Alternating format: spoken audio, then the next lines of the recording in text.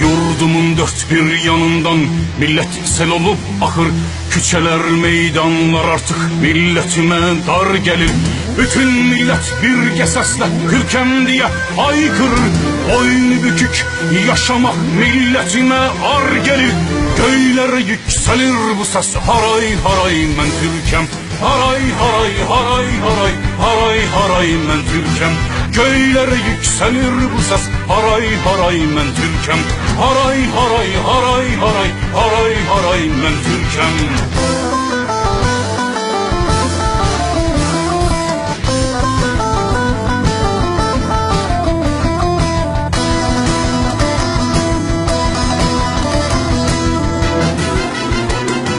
Bu ses Sultan Savalan'ın Sehendimin sesidir.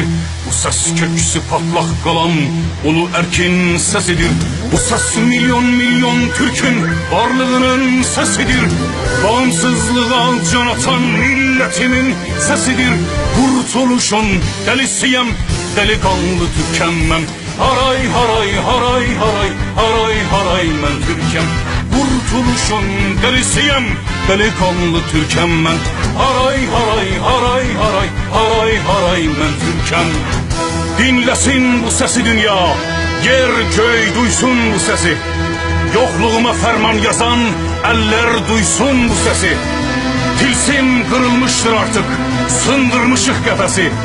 Bu sese kurşun sıkanın kesilecek, kesilecek nefesi. Ölüme meydan okuyan delikanlı Türkem ben. Haray haray haray haray haray haray men Türkem.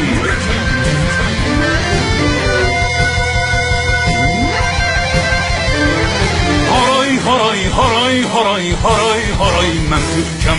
Haray haray haray haray haray haray men Türkem. Haray haray haray haray haray haray men Türkem. Haray haray haray haray haray haray men Türkem. Haray haray haray haray haray haray men Türkem.